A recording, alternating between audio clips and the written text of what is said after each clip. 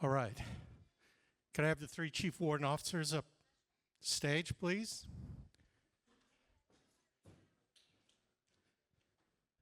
Line up right behind me. Like right behind you? Yes.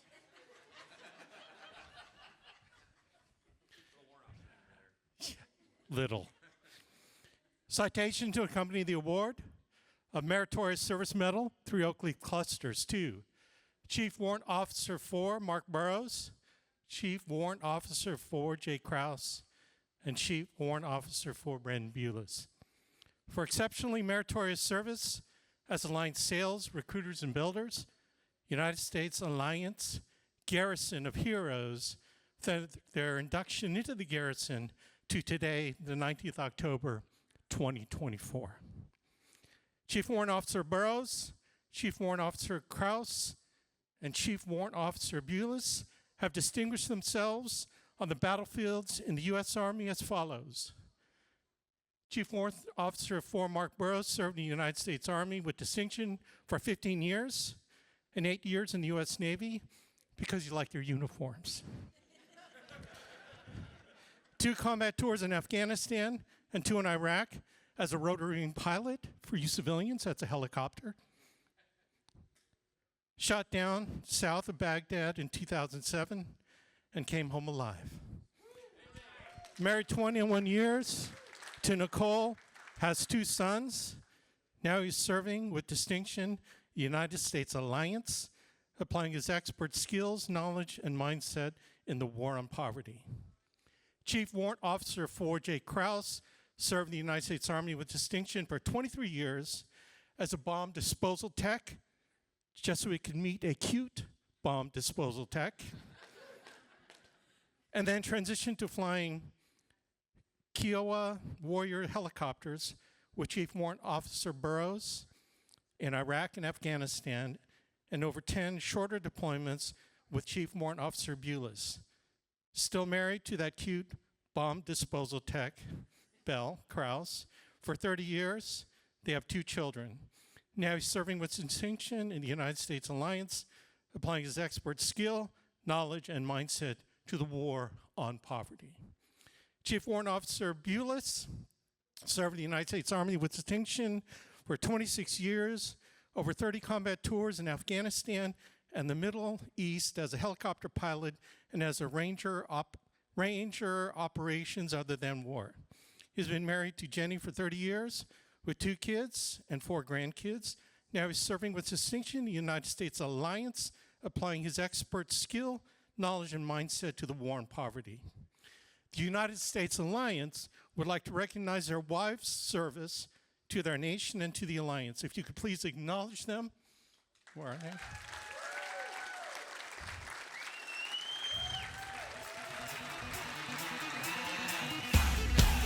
Chief Warrant Officer Burrows, Crause, and Bules. Achievements, dedication, exemplary performance of duty are in keeping with the highest traditions of military service and reflect great credit upon themselves, the U.S. Army, and now the U.S. Alliance on the war on poverty. Give them a hand.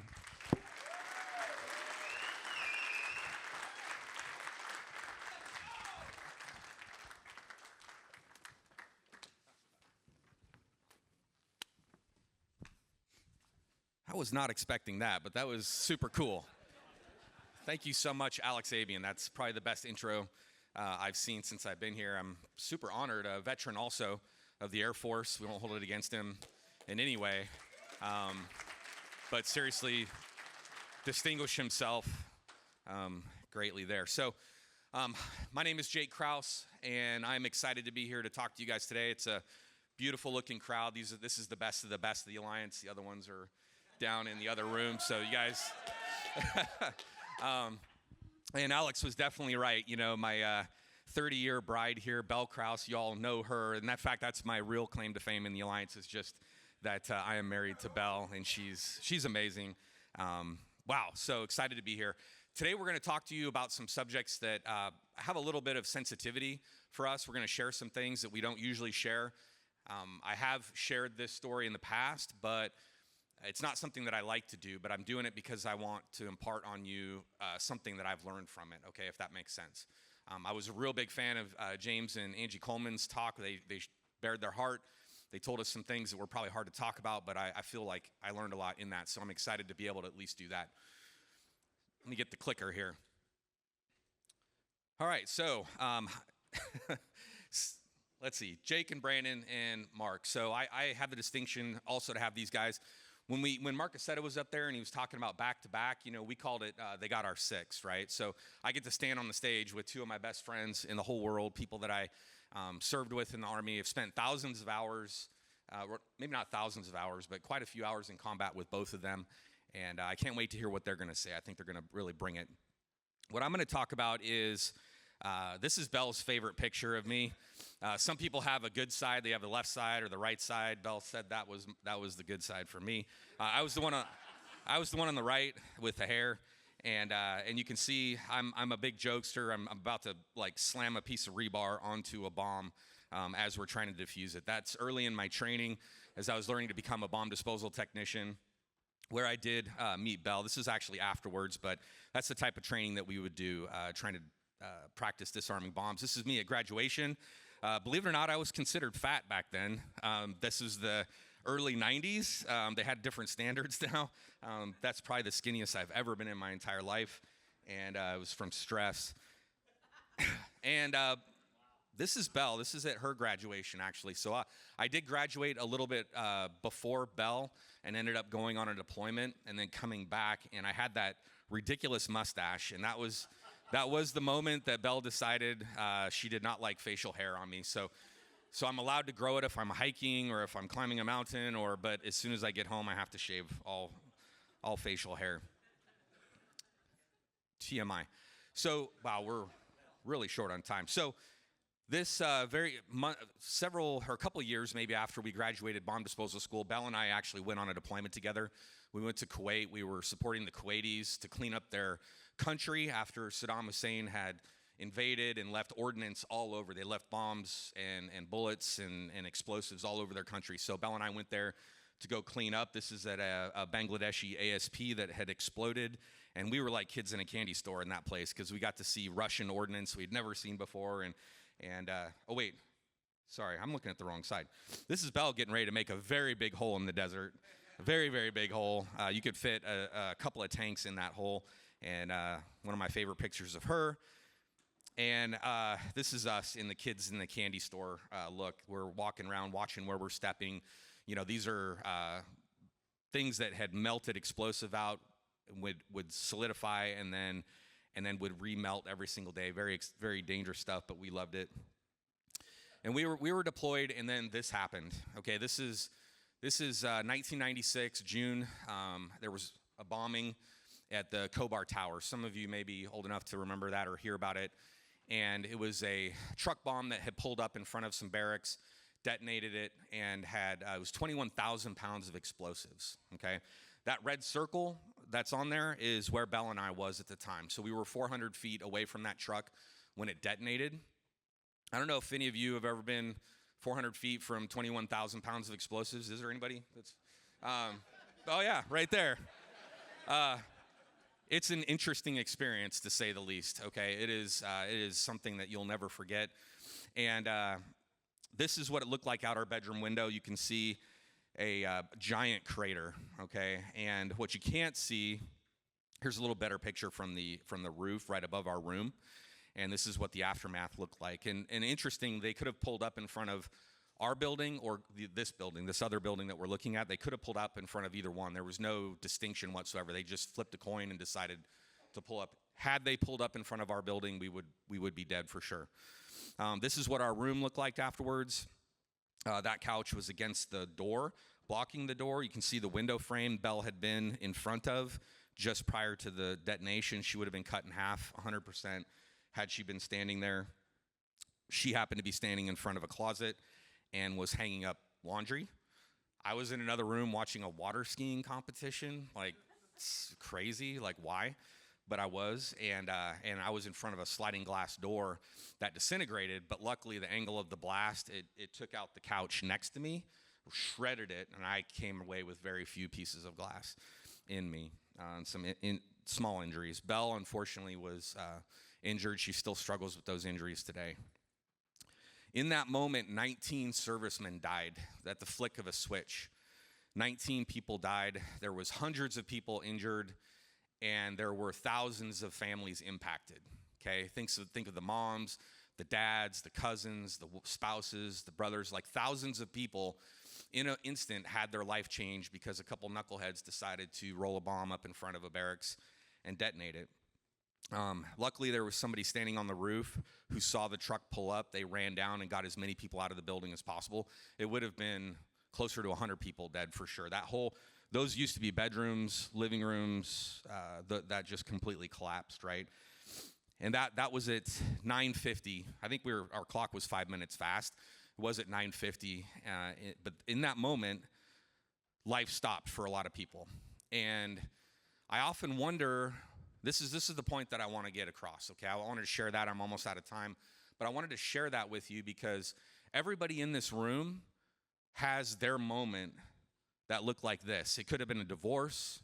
It could have been a child dying. It could have been a parent or a spouse or being kicked out of school. I mean, everybody in here, if I look for a show of hands, everybody can probably raise their hand that they have a tragedy or some type of traumatic event that happened to them, okay? No doubt in my mind. Some of them much worse than this. I have things that bother me more than this, all right? But this is visually, you guys can see. So what I want to impart on you in the next couple of minutes is resilience is a choice, okay? If you've got anything, you take anything away from what I'm saying today, I want you to know that resilience or coming away from trauma is a choice. You have the choice. I think about those families that were affected, the people who were injured for life. You know, did they choose wisely? Did they choose to use that as a reason to impact their world, or did they use it as a reason not to impact their world? Okay, growing up, I had a dad who died early. He was also a drug addict. A lot of bad things. I was in foster care for a short period of time. Thankfully, I had a mentor in my life, my uncle, who helped me see that I could use those negative things as a reason to do good. But so many people use their trauma as a reason not to do things. I guarantee in this room, someone is holding on to something in their past that is keeping them from being successful for here, and it is all in your mind. I can't go through and explain how to overcome that in this short period of time, but as long as you know that it's a choice, and I guarantee you that's true, work on figuring out how can I choose to make it a reason to be successful. Does that make sense to everybody? Okay, is there anybody that doesn't believe it's a choice? It really is. There was a first century philosopher, his name was Epictetus, and he was a slave, and he got, he was a slave. It was awful. But he's famous for the phrase that we've all heard from Tony Robbins, and we've heard from all these self-help gurus, that it's not what happens to you, it's how you react that matters. It sounds so simple, but the other thing that I want to impart on you is that it's a daily choice.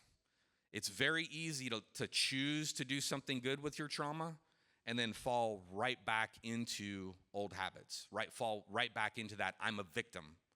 Okay, nobody in this room, actually a lot of people in this room are probably a victim, but you don't have to be for the rest of your life. So I had a few more notes, but I think that's going to do it for me. I get to introduce one of my best friends in the world, Brandon Bules. Without a doubt, saved my life because I transitioned into special operations, and he took me under his wing early on, and he helped me to get much better in my first combat missions with special operations. This is a retirement flight that I got to be privileged. It was his last flight in the Army. So I'm out of time. I'm going to pass it off to you, Brandon. Give him a hand.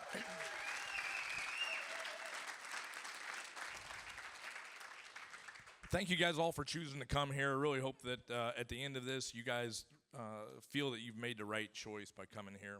I'm going to pick up where Jake left off as far as it's not what happens to us, it's how we respond to it, right?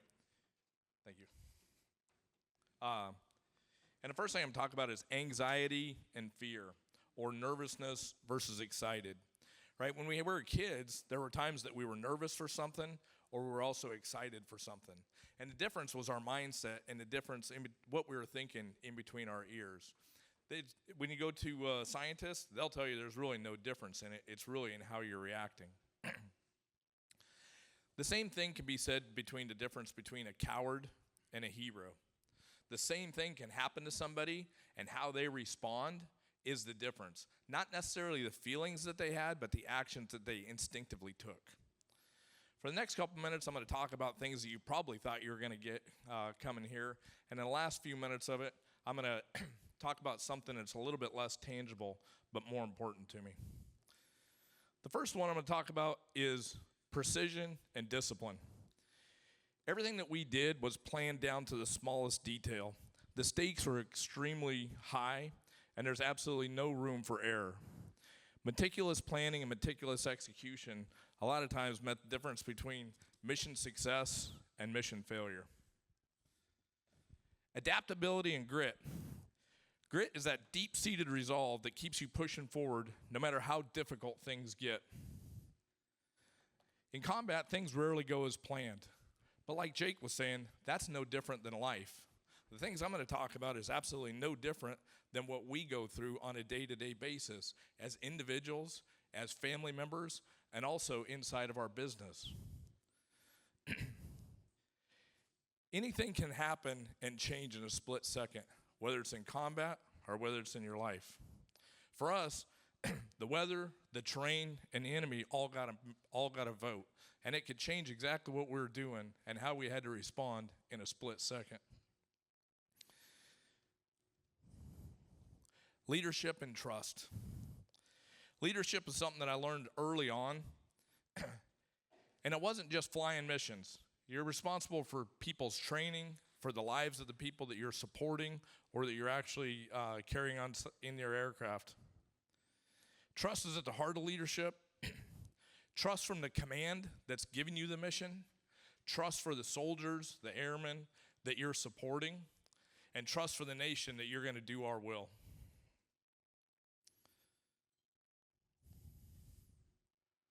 I'm going to talk about grit just a little bit more. Grit, and on this part, I'm going to talk about the perseverance in the face of challenges. It's about being adaptable. It's about that mindset that just keeps you moving forward towards your objective no matter what comes in your way, right? We think of it as obstacles, but you just need to think of it as like, hey, that's just something I need to get out of. I need to get over, I need to get under, I need to get through in order to get to my objective. And for us, it might have been a mission accomplishment. For here, it may very well be just making that sale, just going out and knocking on doors. Perseverance, grit is absolutely critical. A single mission-minded mindset. Every mission has a clear objective, and it's our job to ensure that that mission is accomplished. No shortcuts, no excuses. Integrity and accountability. Integrity is a non-negotiable. You're accountable to your team, you're accountable to your peers, you're accountable to the country. And here, inside the business, we're also we're accountable to our clients and to our families for our success. You quickly learn that your words and your actions must be aligned together because lives depend on it. Not only when we're doing combat missions, but lives depend on what we do here day in and day out. Because if we don't cover somebody, if we don't have the intestinal fortitude to push on and actually make sure that they're covered and they're covered with the right product, we're impacting lives, both positive and negatively. All right.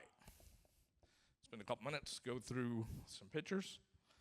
You might think precision right here, right? Shooting a machine gun, need to be relatively precise. Other things that you might have thought you're coming to hear about. Overcoming objectives. That was supposed to be funny. So, you know, see on some mark, you got axe handles, you're overcoming objectives. No, I'm just joking. Now, but also on this one is the team that you're associated with, right? Mark talked about it last night, having each other's back. Like, when things are going wrong, can you continue to move forward and accomplish your mission and know that the people that are behind you are doing the right thing and have your best interest in mind? Exotic locations and travel? Yeah, thank you, Mike. I appreciate that. Yeah.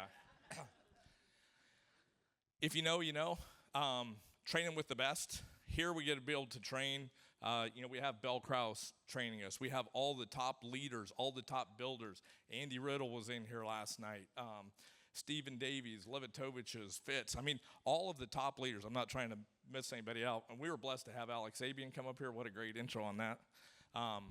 This is Hoist Gracie. If you never heard of him, I was very fortunate to be able to train with him for just shy of a half a year straight, and then be a trainer in special operations for hand-to-hand combatives. Specialized training when it comes to what are you going to do with a piece of equipment? What are you going to do? Adaptability, being able to move, find out exactly what it is you're going to do with those different applications. Joseph, right? Here's area refueling. If you can see, well, you can kind of see some ground down there. Not great weather while we're doing this. This is what I want to talk about here is advanced maneuvers, advanced training. Just like we all had in the military, this would be similar to, hey, I want to start doing estate planning.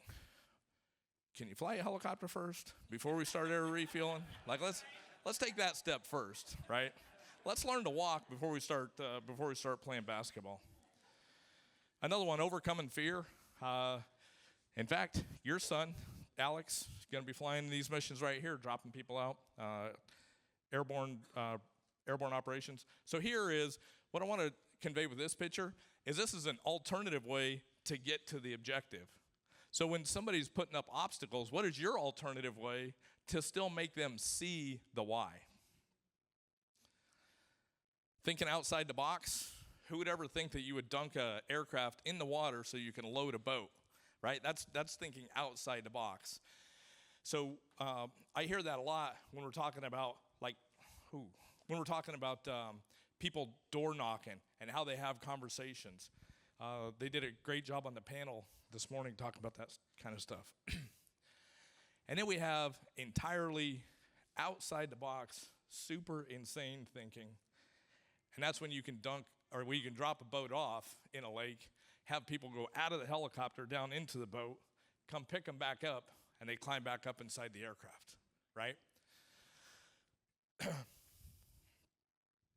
One of the most important things that we had when we're doing combat missions is knowing that we had the support of our family. Jake knowing that Bell was supporting what he was doing, Nicole supporting what Mark was doing, and also knowing the risks we were taking and being willing to accept that because it's for a greater good. And what we're doing right here is also for a greater good. My wife said I should call this one recognition, but it's really not. If we're all familiar with 9/11's, the Twin Towers, this is a special operations statue that you actually can't see from it.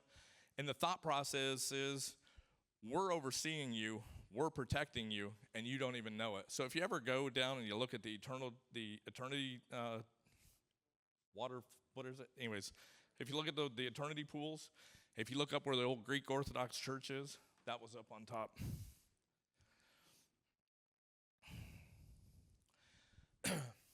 This right here, this is also being accountable. This would be like something, I'm accountable to Andy. He's accountable to Brian Adams, right? This is one of the directors of the CIA.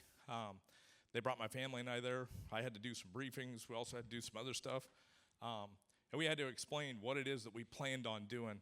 We've seen Andy and Jane change the business over the years, and sometimes it's like, whoo, hang on, getting ready to go for a ride, right? And now he has to do that same type of thing with Brian, and like, hey, Brian, this is the vision that I see. And we do the same thing with our upline. President Bush wanted a very specific He's like, I want to know exactly how you guys executed that mission. And so he had the crews that were on the mission and the ground force that was on the mission, and we had to do the whole entire thing for him. It was an honor. When you join the military, you do it for different reasons. Just like we join this business for different reasons. It could be because we want to serve the United States. It could be because we wanted college money. It could be because we were getting in trouble and it was our only way out.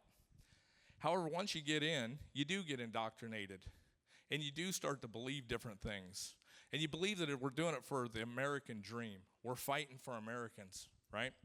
And until you get in battle, and then that goes away, and you're doing it for the person that's next to you, and the red, white, and blue kind of disappears for a little bit because you're in a fight for survival, and it's for the person to your left and right.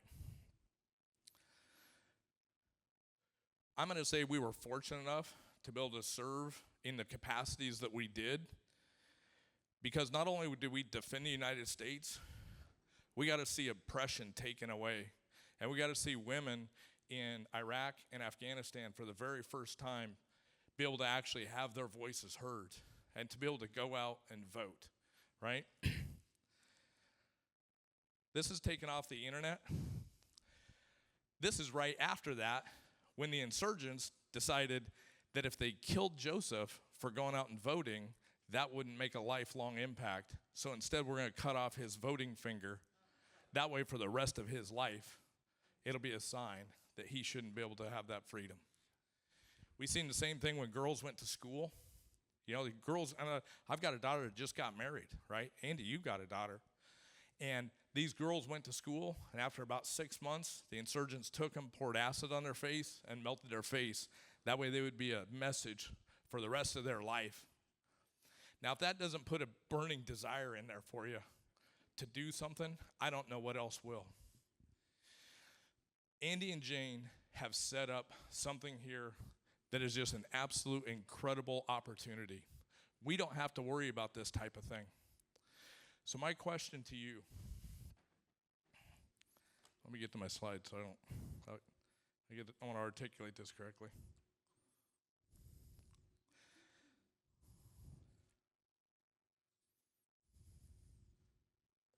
We're here at boot camp because we wanted to get better. We want to push ourselves beyond our limits. I already talked about Andy and Jane have set up this opportunity. These aren't things we should take for granted. They are blessings that we live in a country to have the freedom to be able to pursue our dreams and build our futures. No one here is being asked to risk their lives, even though we're calling this boot camp to protect freedom. But every single one of us has the chance, and I dare say the responsibility, to be able to honor that freedom by making the absolute most of it. If you don't, if you don't take advantage of it, why did these people sacrifice their life if you're not going to take advantage of the American dream and push for everything that you have?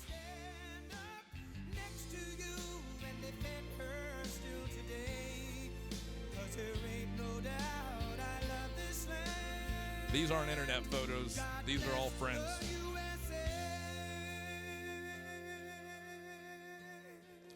Mark?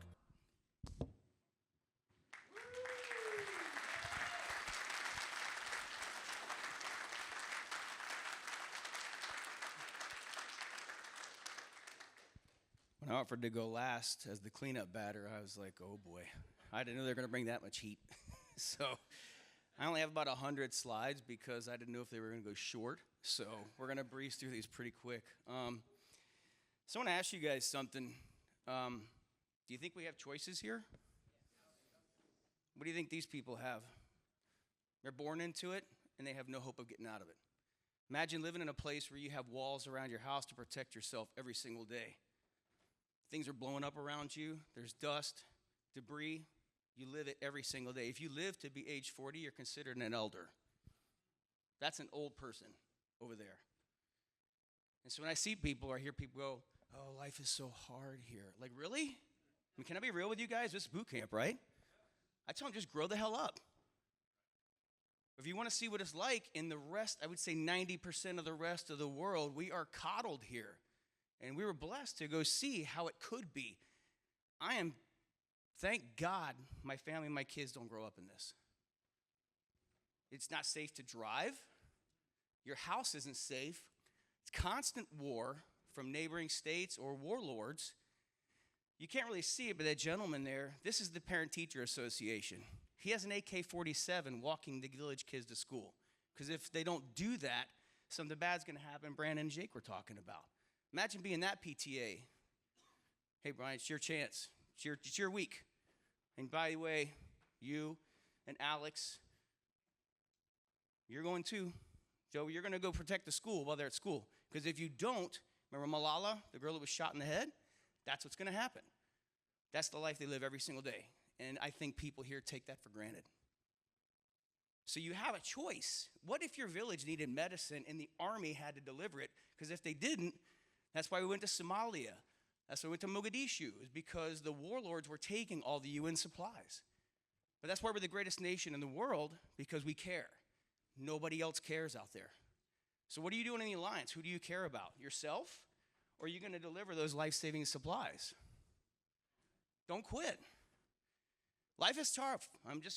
Is life not tough? Okay, let's all agree on that. Life is tough. So get over it. We know you're going to get shot at. What do you think these guys had a bad day? You think your day's bad? Imagine supporting the ground forces and the aircraft gets riddled with holes. Do you think they can just pull off to the side? I got to know. Oh, they slammed the door in my face. They said they're going to think about it. They couldn't pull a helicopter off to the side of the road and call a training timeout. This is actually Corpus Christi. They sent that aircraft back to the States because they weren't making Kiowas anymore. There was a facility. They had to clean all the blood out of the cockpit before they started fixing the aircraft. Can you imagine? But they said no. Come on. Seriously. This is one of our aircraft. That's an anti-tank rocket. They shot an anti-tank rocket through a PVC plastic pipe with a cutting board with a hole cut out of it to shoot us down. The enemy's crafty, and like Alex was saying, is powerful in AM meeting yesterday. The devil does not want you to succeed. The devil doesn't. Life doesn't want you to succeed. I hate to say it. Your neighbors don't really care. You might have some nice neighbors. We care about ourselves and our family. We got to protect ourselves. So look to your left and your right. Joe, how many people in the main room do you think aren't going to be here at next conference? 30%? I mean, they hit one roadblock and they quit. They go down in flames. I made 50 dials and nobody booked an appointment. Oh, 50. Ooh, good for you. Awesome. So I don't have time to go into today. Maybe if I'm ever asked to speak again, I'll go more into it. This was July 2nd, 2007. I woke up just like any other day. Thought it was going to be a great day, and I got shot down. And I blame my left-seater because he was talking about getting shot down before we took off. So note to self, Diane Lampy says it all the time. If you speak it in existence, it'll happen, and it happens. So take my word for it. But then not just that, things get worse. You go to your first appointment, they no-show. You go to your next appointment, they want to think about you. Before you even get to your third appointment, they call and cancel. It got bad to worse. That canal is what I had to hide in because the enemy surrounded us and was shooting at us in the canal. Only by God's grace am I here today. And by my teammates. I'll get that in a minute. But you're getting shot at right now. You don't even know it. I flew around for 8 hours that day. Got back like, when the hell did that happen? Look at how close that is to the tail rotor. I don't know if you guys know, but a helicopter needs a tail rotor to fly. Otherwise, it does a little death spiral. But you can't think about that stuff. You can't go, what if? We had to go, what were we doing wrong? What were we doing right? Let's fix it for next time, and let's do better. Who cares about the no? Move on. How about these guys? They woke up December 7th, 1941, just another day. I know you guys, well, we're not in the military. Well, how about these guys? Did they wake up that day going, you know what? Today's a good day to die. No, it can happen anytime to any of us. And it doesn't have to be death. It could be anything, a car accident. We are all one small slip in life away from having crushing defeat. But don't let it happen. How do we do it? In the military, we surrounded ourselves with people that had our backs, like they said, and we built super, super strong teams, unstoppable teams. We ate together. We worked out together. That handsome guy standing up on the right there, that's Jake. We were hiking in a mountain at our National Training Center.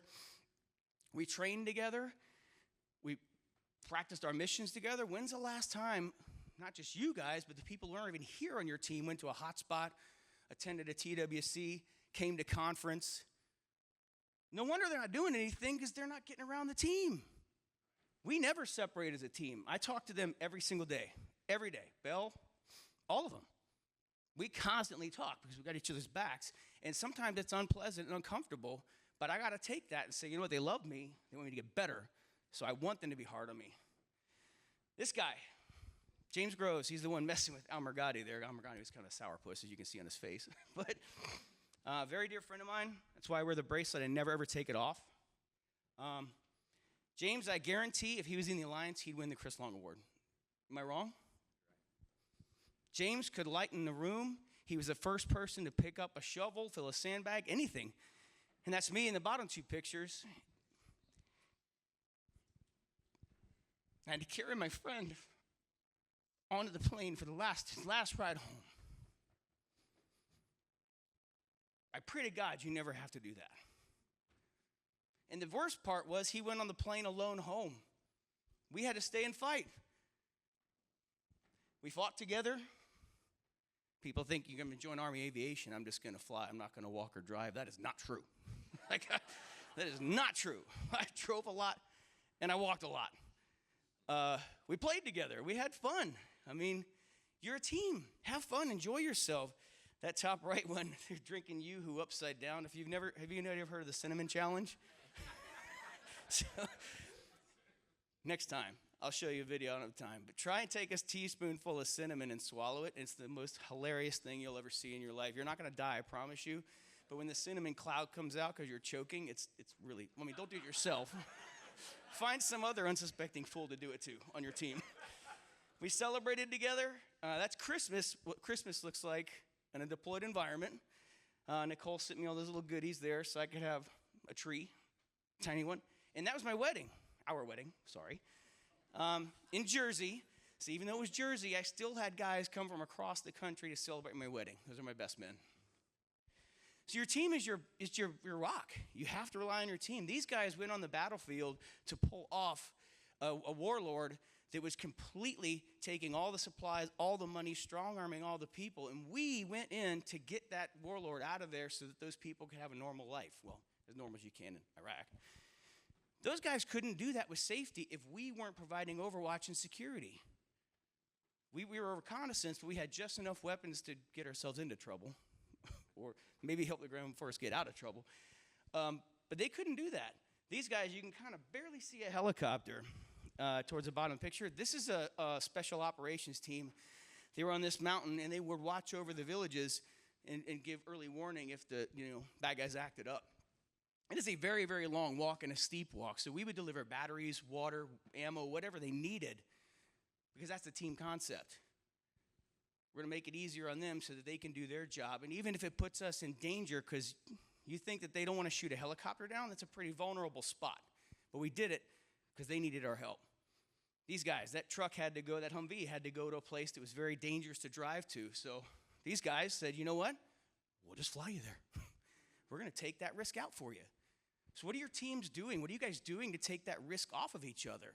You got somebody who's really, really, really, really good at what they do, annuities. I would never be good at annuities if I didn't seek their help. I'm getting better. Our annuity numbers are way better than they've ever been before. 100%. We have more 300,000 more in the pipeline because you reach out for help, the experts. These guys had to get an airplane that crashed, a little unmanned aircraft.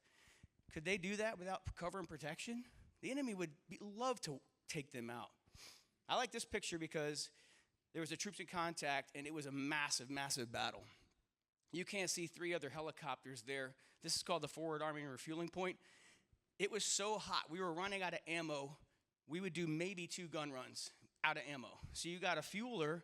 You've got one guy in the back bringing rockets. The left seater, Ryan Austin, got out to help load rockets. That's how fast we need to get off the ground back to our ground forces. We don't have time. Get out there and get in the fight. Quit thinking about it. You can plan it to death. If you never go do it, it don't happen. I mean, Andy was talking about Patton yesterday. Just go execute.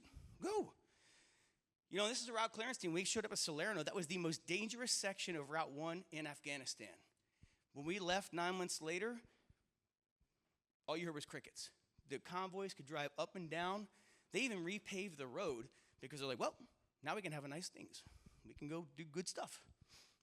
So that's what teamwork does. And then hard work reaps good results. Imagine living like this. You're all crammed in there together. Tell you, when people sleep, I found out that they're kind of disgusting. Like they snore, they fart, like they toss and turn all night. They talk, and the things people say in their sleep is disturbing. So, but work hard, keep going. This is one of the strips north. This is what we call turning into a sand sugar cookie, because you're sweating to death. It's a dust storm, and then when you finally get where you're going, you're just covered in dust, and it's sticking to you. And that sand is like glue. It doesn't come off. Imagine cleaning that aircraft. So what's your tools you have, and are they clean? Are they serviceable? That weapon on the left side had to be completely stripped down and cleaned so we could use it. Most people don't even have their tools ready to go out into combat, and they wonder why they're not getting sales. Things happen. So things are a little better. You work harder. That's a little bit nicer spot, right? Ooh, look at this one. We have air conditioning. that tube on the top is air conditioning blowing here. There's only like 20 people in there instead of 100. Less people to fart on you. So, but then this is a two-man room. We called it a CHU, containerized housing unit. This is now my Taj Mahooch, as we called it. But I only had one roommate, and we built these elevated beds so we could have a place to sit underneath, a little desk. So you work hard and you get rewards. If we didn't work hard to secure what we had, we wouldn't get these rewards. So too often people, it's like, well, I mean, I've done it too. I say, well, why am I not on the leaderboards, or why am I not this? Because I'm not doing nothing. Go out there and do. So you can even have ice cream in a desert if you work hard enough. So, and you can see those guys in the top left, they're playing video games. Like, it's just some downtime. But that's our family. Bottom right, we're watching some sports game. I can't remember which one. But this is what happens when you work hard, and you work hard together. You reap the rewards together, and it means so much more when you can look each other and pat each other and come home after your day out in the field, and you can call Bell, call Jay, call Brandon, and say, you know what? It was tough, but guess what I did today? And you feel good about it, and they feel good about it with you. So and then after a while, I mean, you can just fly around, and you're just kind of on cruise control. I mean, you can't stop thinking about it, you can't stop planning, but you've already gotten ahead of the obstacles. And you're like, this is actually enjoyable. Because the combat's not enjoyable, but you can see what I'm saying. Helping people is enjoyable to me. I like it. I love this new trust system. I absolutely love it. People, I can help them with life insurance, and they actually call me back. It's crazy. But, so just keep that in mind that, yes, it might be a dark tunnel you're in, but the harder you push through it, that light gets closer and closer. I had one more thought, but make sure I'm not forgetting anything.